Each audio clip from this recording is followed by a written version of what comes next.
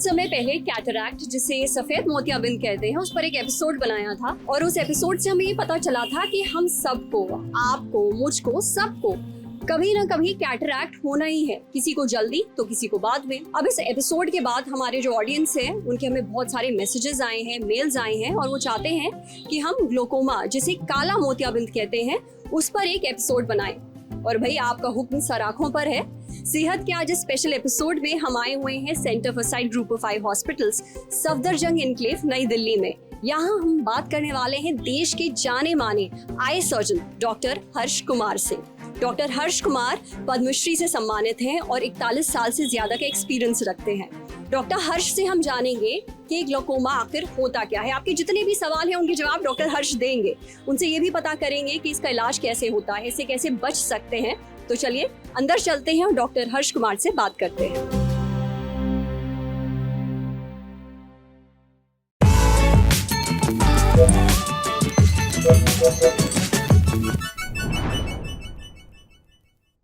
आज डॉक्टर साहब हम बात करने वाले हैं ग्लोकोमा पर, जिसे जो हमारे दर्शक हैं वो काला मोतियाबिंद के नाम से भी जानते हैं। तो सबसे पहला सवाल मेरा आपसे ये है कि अगर आप बहुत ही आसान भाषा में हमारे ऑडियंस को ये समझा दीजिए कि ये ग्लोकोमा, काला मोतियाबिंद, आखिर होता क्या है। जी, तो ये हमारी आँख है। इसके अंदर ये एक जगह है जहाँ से हम पानी बनता है जो पूरी आँख को खुराक देता है। फिर ये कुछ सबको खुराक देता हुआ कुछ छिद्रों से यहाँ बाहर निकल जाता है। अब काला मोतिया में क्या होता है, जो कारण है वो हम बाद में बात करेंगे, पर कुछ कारणों से ये छेद बंद हो जाते हैं और पानी अंदर जमा होना शुरू हो जाता है। तो जैसे आप देख रहे हैं वो हर जगह प्रेशर डालता है, बाकी तो किसी को फर्क पड़ता नहीं, पर ये हमारी जो ऑप्टिक नर्व है जो ब्रेन पे जा रही है, इस पे डैमेज शुरू हो जाता है प्रेशर की वजह से।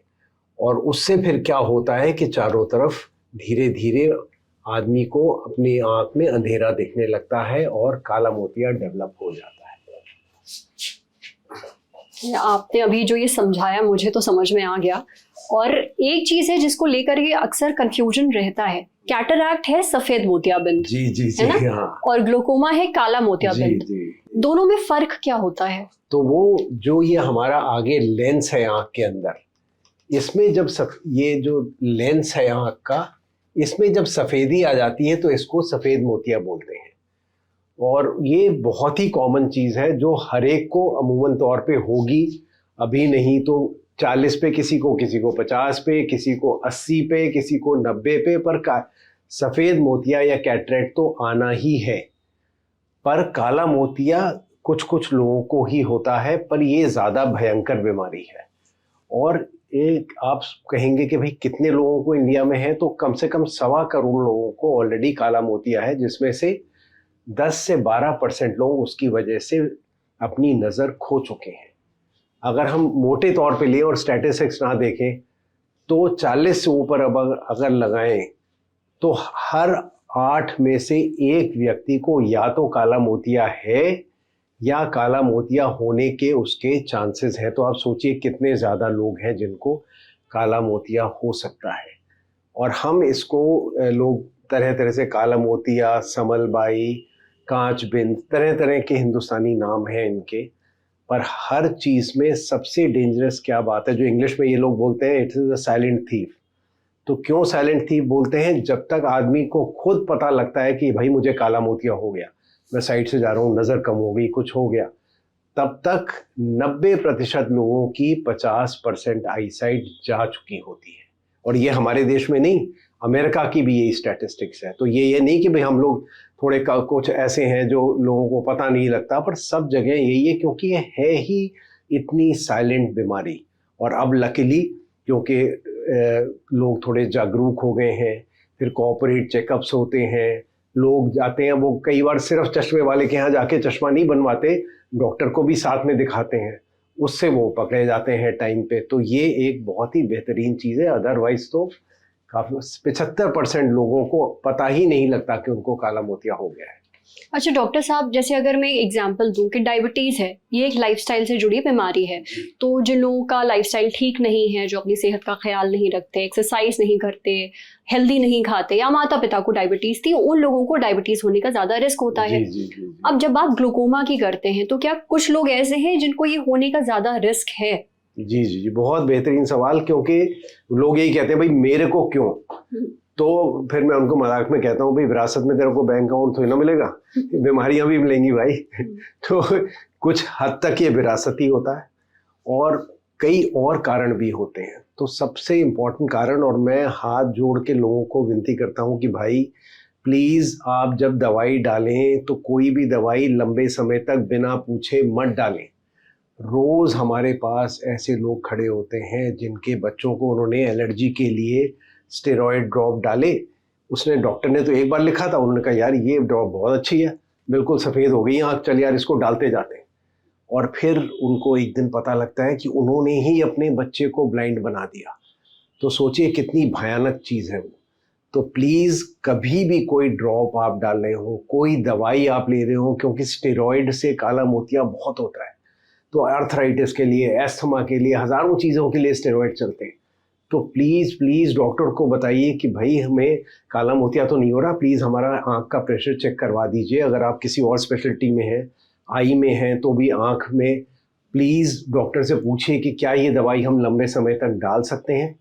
तो ये तो दवाइयाँ। फिर आजकल कई बार अब लोग एक तरह से जागरूक हो गए हैं, बहुत से लोग एंटी डिप्रेसेंट्स भी लेते हैं, उससे भी कई बार ये ग्लूकोमा हो सकता है। तो ये नॉलेज लोगों को है ही नहीं। तो एक बात तो ये हुई कि एक रिस्क फैक्टर हो गया विरासत वाला।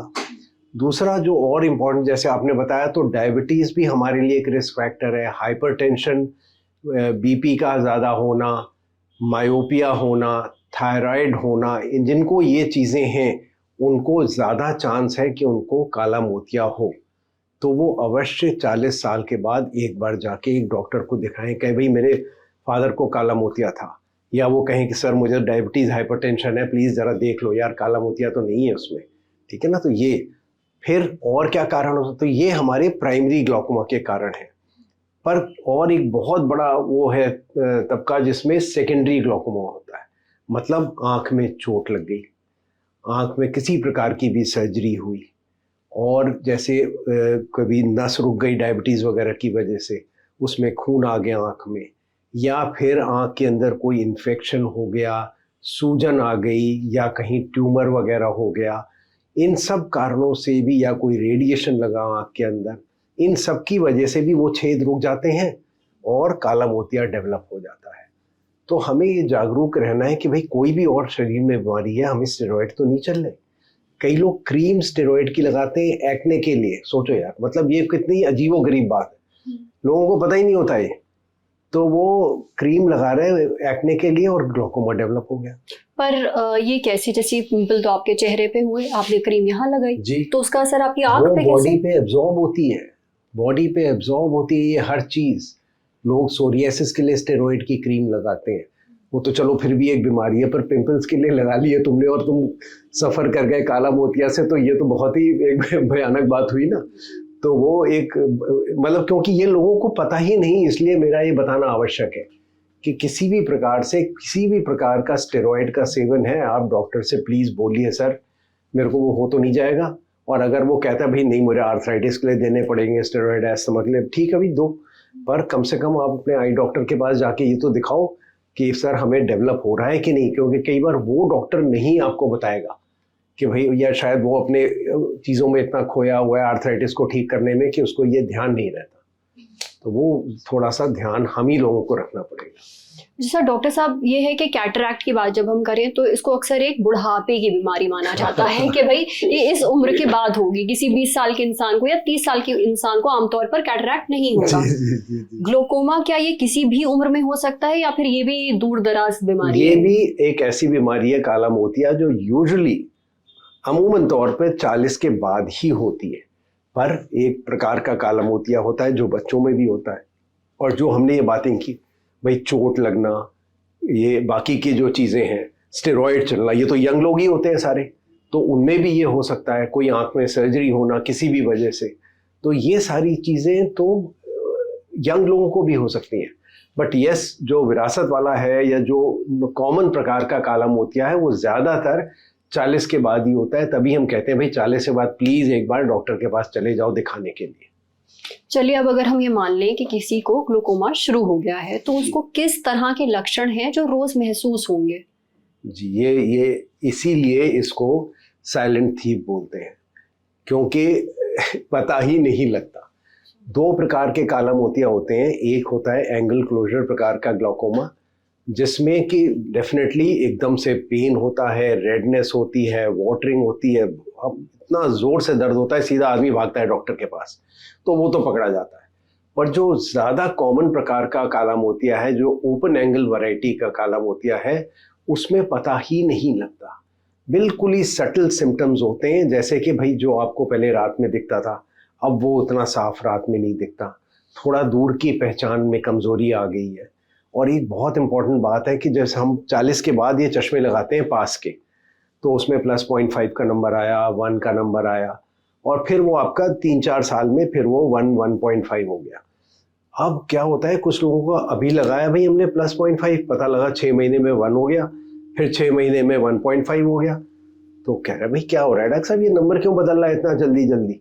तो या तो वो डायबिटीज़ से कभी कभी ऐसा होता है जब शुगर ऊपर नीचे जाती है, पर काला मोतिया का ये एक लक्षण हो सकता है। तो और जब आप बाहर जाते हैं, अगर कभी बल्ब के चारों तरफ रंग बिरंगे धारे दिखने लगे, इसका मतलब है कि प्रेशर आपकी आंख का बढ़ रहा है। तो वो भी एक बहुत ऐसी चीज़ है जो इमीडिएटली आपको अलर्ट होना चाहिए, भाई ऐसा हो रहा है तो मैं ज़रा दिखा देता हूँ कि कहीं कोई ऐसी अजीबोगरीब स्थिति तो नहीं है डेवलप हो रही है हमारी आंख में। जी, लक्षण तो आपने बता दिए। एक हम में से जो ज्यादातर लोग हैं उनकी बहुत बुरी आदत होती है कि भाई देखा जाएगा, तो लक्षण दिख रहे हैं, सीरियसली नहीं ले रहे। जब तक बिल्कुल नौबत बुरी से बुरी ना हो जाए तब तक इंसान जो है वो डॉक्टर के पास नहीं जाता है। तो ऐसे लोगों को आप क्या ये बताना चाहेंगे कि अगर आपने समय रहते सही इलाज नहीं लिया इसका, तो फिर क्या रिस्क हो सकते हैं, क्या नुकसान हो सकते हैं? बिल्कुल, तो उसमें ये है कि भाई डेफिनेटली, जैसे मैं पहले भी कह चुका हूँ, काला मोतिया एक अनफॉरगिविंग बीमारी है जिसमें जो डैमेज हो गया वो किसी भी प्रकार से रिकवर नहीं हो सकता। आप 100 करोड़ रुपए लेके भी जाओगे तो नस में जितने फाइबर, एक फाइबर भी आपको मिलेगा नहीं दोबारा, क्योंकि कोई तरीका अभी हमारे पास इजाद ही नहीं हुआ कि हम मरी हुई नस को दोबारा जागृत कर सकें। इसलिए जहाँ पे वो पकड़ा जाए उसको वहीं पकड़ के चलना है। उसको एक बार अगर उसने बता दिया डॉक्टर ने कि भाई काला मोतिया है, तो हर 1-2 महीने में प्रेशर चेक कराना है, हर 3-4-6 महीने में वो फील्ड टेस्ट होते हैं हमारे, जिससे पता लगता है कि भाई कितना बीमारी है हमारी, what is the stage of the disease, उसको हम देख सकते हैं। फिर डॉक्टर कहे नहीं भाई और ख़राब हो रहा है तो चलो सर्जरी करते हैं, जैसे भी है, पर पता तो लगे भाई कि कहाँ जा रहा है काला मोतिया। तो काला मोतिया को प्लीज़ बिल्कुल भी लाइटली मत लीजिए। मैं ये नहीं कहता आपके डर जाएं, कई लोगों की ज़िंदगी ही एकदम टूट जाती है ये सुन के कि भाई काला मोतिया, फिर गूगल खोला, अरे यू विल गो ब्लाइंड। भाई ऐसी बात नहीं है, you will not go blind at all, because if you follow regularly, follow a doctor regularly, आप टाइम पे अपनी दवाई डालिए, जो वो आपको इलाज बता रहा है वो करिए, और जो जो जनरल चीज़ें हैं वो भी हम अभी आपको एक्सप्लेन करेंगे कि भाई आदमी जनरल चीज़ें क्या कर सकता है, क्या नहीं करनी चाहिए, तो वो सब आप रेगुलरली फॉलो करें। तो देयर इज़ नो रीज़न कि जो डैमेज हो चुका है उतना ही रहे, आगे नहीं बढ़े।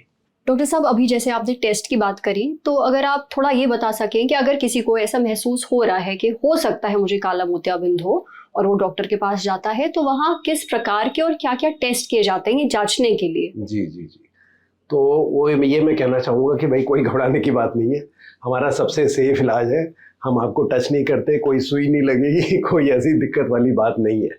तो पहले आप जाते हैं तो एक मशीन पे बिठा के एक आँख का प्रेशर लिया जाता है, उसके बाद अंदर जाते हैं, एक और मशीन पे बिठा के डॉक्टर अंदर से जांच करता है कि भाई नस की क्या स्थिति है। तो अगर जैसे मैंने बताया था नस एकदम से एडवांस डैमेज हो गया है तो इसको इमीडिएटली पता लग जाता है। अगर माइनर डैमेज है तो फिर हम आपको दूसरे टेस्टों के लिए ले जाते हैं, जिसको सबसे एक इम्पॉर्टेंट होता है फील्ड टेस्ट, तो वो हम आपको दिखाएंगे बाद में फील्ड टेस्ट। कि वो उसका मतलब ये है कि भाई आँख में हम अगर एक आँख बंद करें तो हमें एक चारों तरफ एक फैलाव दिखता है, और जब ये काला मोतिया होता है तो ये फैलाव सिकुड़ के धीरे धीरे धीरे धीरे कम हो जाता है। तो सडनली आप देखते हो अरे यार इधर का तो कुछ दिख नहीं रहा मुझे, और फिर क्या होता है इधर से आपको चोट लगती है कई बार। तो ये फैलाव जो है ये विजुअल फील्ड टेस्टिंग या पेरीमेट्री बोला जाता है। 15 मिनट का टेस्ट है, कोई दिक्कत नहीं है, आपको बस थोड़े वीडियो गेम खेलने हैं उसमें एक प्रकार के, और वो जब वो टेस्ट निकल के आता है तब पता लगता है भाई डैमेज कितना है। उसके हिसाब से हम ये डिसाइड करते हैं भाई दवाई कितनी चलेगी, कि लेज़र होगा कि क्या होगा। ठीक है, तो एक ये वाला टेस्ट है। फिर हम एक शीशा लगा के गोनियोस्कोपी करते हैं।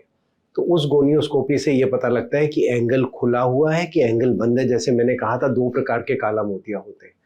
तो खुले हुए वाले एंगल में तो फिर हम दवाई सीधे शुरू करते हैं, और जो एंगल बंद होता है जिसे एंगल क्लोजर ग्लूकोमा कहते हैं उसमें हम पहले लेज़र करके एक स्थिति बनाते हैं और उसके बाद फिर सारी दवाइयाँ चालू करते हैं। तो दवाइयों से प्रेशर नॉर्मल आता है, और इन टेस्टों को बिल्कुल संभाल के रखना है। मैं तो सबको ये बोलूँगा जहाँ टेस्ट हुआ इमीडिएटली अपनी फ़ोन में फ़ोटो खींचिए और उसको अपने ईमेल पे भेज दीजिए। अब वो टेस्ट कभी नहीं खोएगा। अगली बार अब कितने लोग आते हैं, अरे डॉक्टर साहब नहीं मेरा टेस्ट कभी नहीं खोएगा, ये पेपर में संभाल के रखेंगे। अरे सर घर में बताए हुए पेपर खो गए। अरे भाई बोला था यार उसको उतार लो उसमें और अपने ईमेल में भेज दो, ज़िंदगी भर नहीं खोएगा वो।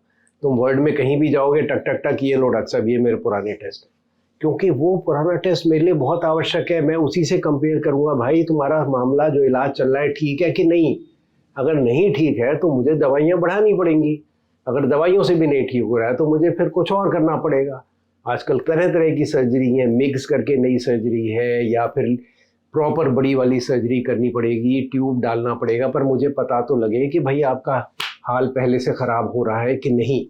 तो ये टेस्ट उसके लिए आवश्यक है। OCT वगैरह और भी कई टेस्ट हैं जो हम करते हैं, पर किसी भी टेस्ट में हम कुछ नहीं करेंगे, आपको टच नहीं करेंगे। ज़्यादा से ज़्यादा हो सकता है थोड़ी दवाई आँख में डाल के पुतली को फैलाएं, बस यही एक चीज़ हम कर सकते हैं आपके साथ, और कुछ नहीं। तो टेस्ट में बिल्कुल भी आपको घबराने की आवश्यकता नहीं है। डॉक्टर साहब, हमने हमेशा डॉक्टर्स को ये कहते हुए सुना है कि जो कैटरैक्ट है, सफेद मोतियाबिंद है, ये आपको कभी ना कभी होगा ही, किसी को जल्दी तो किसी को बाद में। पर क्या ये काला मोतियाबिंद, इससे बचा जा सकता है? कोई बचाव के तरीके हैं? तो देखिए ऐसा है कि बचने के तरीके तो नहीं है, टू बी वेरी फ्रैंक, और ये सबको तो होगा भी नहीं। जैसे हमने पहले ही बताया था कि करीब 8 में से 1 ही होता है जो सस्पेक्ट होता है, और एक्चुअल तो सिर्फ आप देखें तो 1.25 करोड़ लोग हैं इंडिया में, और हमारी पॉपुलेशन कितनी है। तो ये नहीं है, कैटरेक्ट तो सबको ही होना है, बिल्कुल आपने ठीक कहा, पर काला मोतिया नहीं सबको होना है। पर काला मोतिया का पता लगना समय पे बहुत आवश्यक है। तो बचाव का तरीका जैसे आपने बोला एक ही है कि भाई अगर आपको डायबिटीज़ है, हाइपरटेंशन है, फैमिली में किसी को काला मोतिया है, थायराइड है, आपको हाई मायोपिया है, या जैसे बाकी चीज़ें मैंने बताई, आँख में कभी चोट लग गई, सूजन आ गई, या आपने कोई दवाइयाँ यूज़ की हैं इस प्रकार की, तो फिर आप इमीडिएटली 40 के बाद ज़रूर, लोग क्या करते हैं चश्मे वाले के पास चले गए, भाई चश्मा बनवा लिया, चल यार चश्मा बना दे, काम खत्म, पास का दिख गया हमको।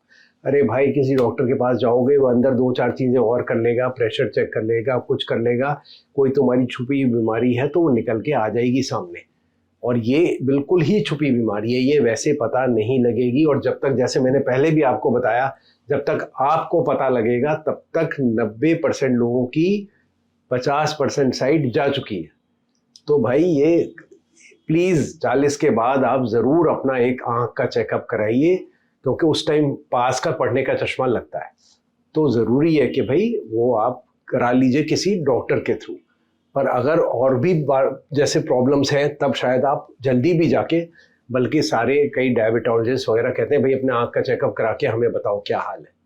सो वो उस तरह से आवश्यक है, पर इसका कोई एक्चुअल प्रिवेंशन नहीं है। डॉक्टर साहब, अब बचाव से आते हैं इलाज की तरफ। क्या ग्लोकोमा का इलाज दवाइयों से हो सकता है या फिर सर्जरी ही करवाने की ज़रूरत पड़ती है? मतलब क्या क्या अलग अलग तरीके उपलब्ध हैं इसके इलाज के लिए? जी, तो ये अच्छा सवाल आपने पूछा, क्योंकि लोग इतना डर जाते हैं पहले। तो अब जब देखा जाए तो आज के दौर में इतनी अच्छी अच्छी नई दवाइयाँ आ गई हैं, और एक बहुत ही अच्छी बात ये है कि वो सारी दवाइयाँ हिंदुस्तान में उपलब्ध हैं। तो 90-95% लोग तो आराम से दवाई से ही कंट्रोल में रहते हैं।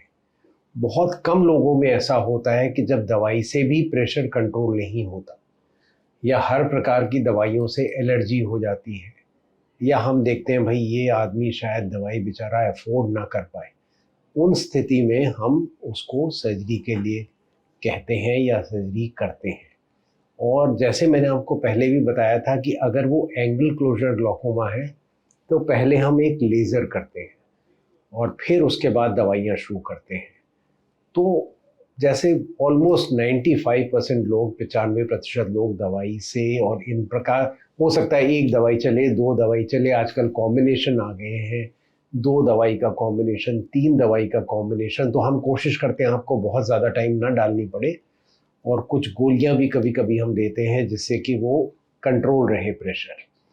जब वो नहीं हो पाता कंट्रोल, या पेशेंट दवाइयों से परेशान हो जाता है, तभी वो आता है कि भाई अब हम उसको सर्जरी के लिए ले लें। और सर्जरी भी विभिन्न प्रकार की सर्जरीज अब अवेलेबल हैं हमारे पास। तो कई बार हम सफ़ेद मोतिया निकालते हैं, उससे भी प्रेशर थोड़ा डाउन आता है। सफ़ेद मोतिया के साथ कई बार हम लोग मिनिमली इन्वेजिव ग्लॉकोमा सर्जरी होती है, जिसमें बहुत छोटे छोटे स्टेंट होते हैं, बहुत ही छोटे, 1 मिलीमीटर से भी कम के, और बहुत ही 450 माइक्रॉन्स वगैरह, जो अंदर डाल दिए जाते हैं आँख के, जिससे कि पानी जाने के रास्ते थोड़े खुल जाएं।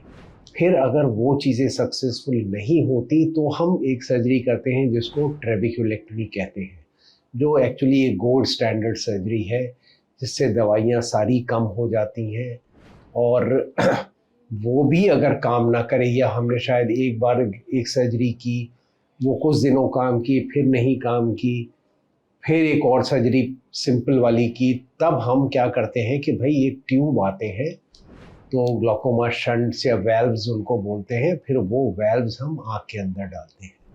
अच्छा डॉक्टर साहब, अगर किसी मरीज ने सर्जरी करवाई है तो पूरी तरह से ठीक होने में कितना समय लगेगा?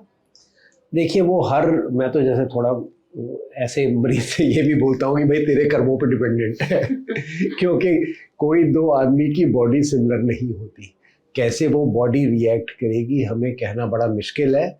पर मोटे मोटे तौर पर अगर हमने जैसे ये बड़ी कॉम्प्लिकेटेड सर्जरी ट्रेबेक्युलेक्टमी भी की, तो भी 10, 12, 15 दिन में आदमी अपना काम पे वापस चला जाता है, और कुछ ज़रूरत होती है तो पहले भी चला जाता है, दूसरी आंख से काम चलता रहता है, थोड़ा बहुत पानी वानी इस आंख में आता है, दवाइयाँ थोड़ी डालनी पड़ती हैं, वो सब है। बट आजकल वो सर्जरीज ज़्यादा सेफ हो गई हैं, ज़्यादा कंट्रोल्ड हो गई हैं, तो हम लोग तो, और कुछ जो छोटी वाली सर्जरी है मिक्स वगैरह, उसमें तो अगले दिन से आदमी घूमता रहता है, उसमें कोई ऐसी डरने की बात नहीं है बिल्कुल। पर अगर जैसी किसी ने सर्जरी करवाई है तो फिर उसको क्या प्रिकॉशंस ऐसे हैं जिनका ख्याल रखना चाहिए सर्जरी के बाद? सर्जरी के बाद आजकल वो भी प्रिकॉशंस काफ़ी कम हो गए हैं, बट मोटे मोटे तौर पर आदमी के ये ध्यान रखना पड़ता है कि आँख गलती से दब ना जाए, ठीक है ना, क्योंकि हम रास्ते बनाते हैं आँख के बाहर जाने के, कहीं उसने रगड़ लिया या आँख के अंदर गंदा पानी चला गया तो इन्फेक्शन होने का चांस होता है। तो वो हम चाहते हैं कि भाई ऐसी चीज़ें ना हो, तो कम से कम 10, 15, 20 दिन वो हम कहते हैं कि नीचे से नहा लो, आँख के अंदर गंदा पानी मत जाए, आँख को दबाना मत, किसी ध्यान रखो भाई उल्टी ना आए, खांसी ना आए, ठीक है ना, बहुत ज़्यादा बाहर निकलने की ज़रूरत नहीं है, थोड़ा अपना काम करना है, घर में आप छोटा मोटा काम अपना कर लो, आँख में दवाई बिल्कुल समय पे डालो, क्योंकि ऑपरेशन के बाद कुछ पर्टिकुलर तरह की दवाइयाँ दी जाती हैं, उनको ध्यान से डालो।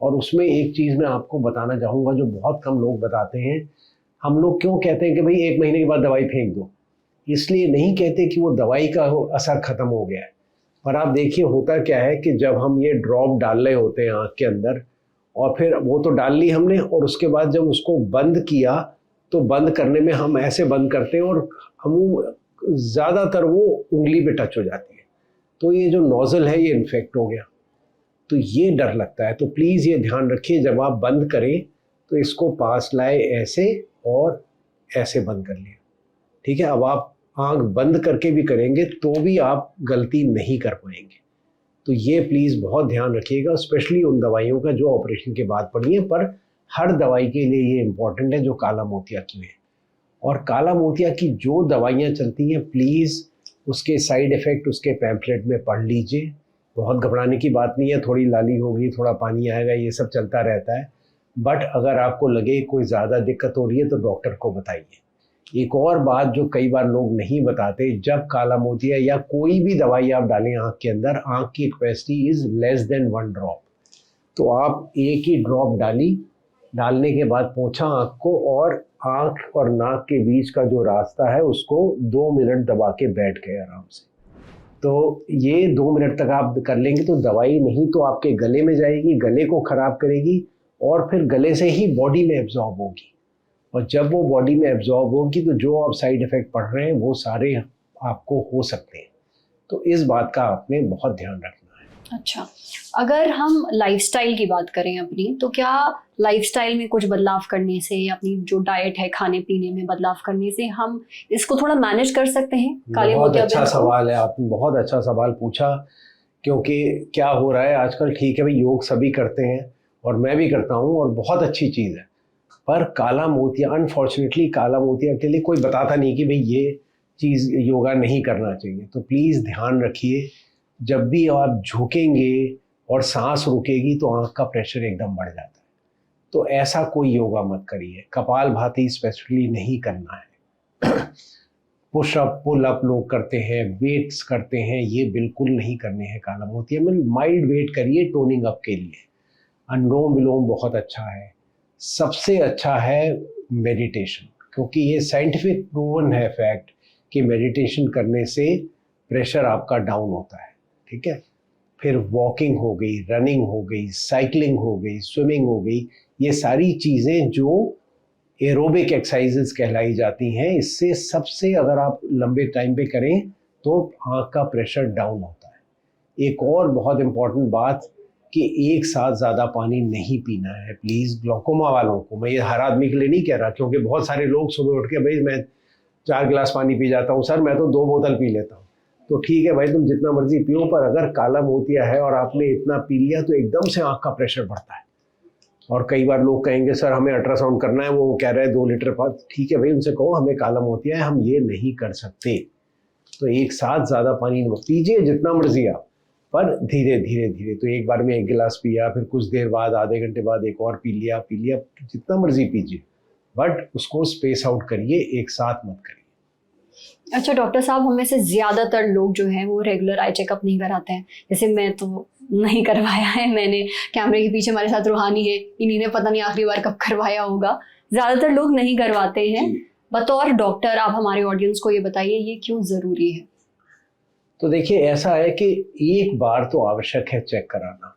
मैं ये नहीं कहूँगा कि भाई 20 साल का आदमी, पर अब आप देखो हो क्या रहा है भाई, 3-3, 4-4 साल के बच्चों के चश्मे लग रहे हैं, और अगर उनको चश्मा टाइम पे लग जाए तो नज़र बिल्कुल नॉर्मल हो जाती है, और टाइम पे ना लगे तो बड़ी मुश्किल। तो प्लीज़ बच्चे को ही लेके जाइए, और वो डॉक्टर अपने आप ही सब कुछ चेक कर लेता है। और फिर अगर जब चश्मा लग गया तो फिर तो आप एनीवे चश्मा चेक कराने बार बार जाओगे, और जब चश्मा चेक कराने जाओगे तो डॉक्टर से कहना भाई बाकी चीज़ें भी देख लो। तो वही मैं कहने की बार बार कोशिश कर रहा हूँ, 40 के बाद तो आपको हर साल में दिखाना ही है एक बार। अगर 40 से नीचे है तो चश्मा लगा है तो आप जाओ हर 6 महीने में चेक कराने के, चश्मे का नंबर तो नहीं बदल गया है, और डॉक्टर के पास जाओगे वो देख लेगा कि भाई कोई और बीमारी तो नहीं शुरू हो गई है। तो ये एक हमारा सेटअप। और बच्चों के लिए प्लीज़ प्री स्कूल में ही एक बार उनको चेक ज़रूर करवाइए, इतने बच्चों को। हालांकि ये हमारा इस समय कहने का वो तात्पर्य नहीं बनता, पर प्लीज़ बच्चों को आईपैड और ये फ़ोन और ये सब प्लीज़ मत दीजिए। जब बहुत ज़रूरत हो तभी उनको इस चीज़ों पे काम करने दीजिए, नहीं तो आप अपना नुकसान कर रही हैं, उनका नुकसान कर रही हैं। अच्छा डॉक्टर साहब, ये आखिरी सवाल है जो मैं आपसे पूछने चाह रही हूँ। ग्लूकोमा, काले मोतियाबिंद से जुड़े कुछ बहुत ही आम मिथक हैं, क्या आप हमारे ऑडियंस को उनके बारे में बता सकते हैं, ताकि उनको क्या सही है क्या गलत है, दोनों के बीच का फ़र्क पता हो? तो अगर कुछ कॉमन मिथ्स आपके ख्याल में अभी आ रहे हैं तो। कुछ तो खाने पीने को लेके चीज़ें हैं जो लोग काफ़ी कंफ्यूज रहते हैं, भाई क्या करना है क्या नहीं करना है। तो एक डेफिनेटली भाई, tobacco is definitely something which is a complete no no, क्योंकि वो ऑप्टिक नर्व को इफेक्ट करती है, तो उससे तो डेफिनेटली बचिए। स्पेशली ग्लूकोमा है तो बिल्कुल ही मैं कहूँगा कि बिल्कुल ही नहीं करना चाहिए। योगा वगैरह हमने अभी समझाया, पानी की बात आपको बताई, nuts are suppose to be good for glaucoma, तो फिर बादाम अखरोट वगैरह आप रेगुलरली ले सकते हैं। जिनको बाइलोबा एक होता है, जिनको सर करके, वो अच्छी चीज़ है। बिलबेरी एक्सट्रैक्ट्स अच्छे होते हैं ग्लूकोमा के लिए, और विटामिन्स आप रेगुलरली लेते हैं वो भी ठीक रहता है। बाकी तो ऐसी कोई बात नहीं है। आई थिंक अपनी ज़िंदगी पूरी भरपूर जीजिए। कोई ऐसी जो चीज़ें हमने बताई हैं उनका थोड़ा ध्यान रखिएगा, स्पेशली एक्सरसाइज वगैरह में, and live a normal life and be happy. Thank you so much doctor Harsh, आपने हमें इतना समय दिया, हमारे इतने सारे सवालों के जवाब दिए, तो हमारे जो ऑडियंस है उनके बहुत काम आएगी ये जानकारी। बहुत बहुत शुक्रिया। धन्यवाद। उम्मीद है ग्लूकोमा, जिसे काला मोतियाबिंद भी कहते हैं, उससे जुड़े आपके जो भी सवाल थे उन सब के जवाब आपको मिल गए होंगे। अगर आपको और भी जानकारी चाहिए तो कमेंट सेक्शन में आप हमसे पूछ सकते हैं। आपको हमारा ये वीडियो कैसा लगा हमें कमेंट सेक्शन में ये भी ज़रूर बताइएगा। देखते रहिए लल्लन टॉप। बहुत बहुत शुक्रिया।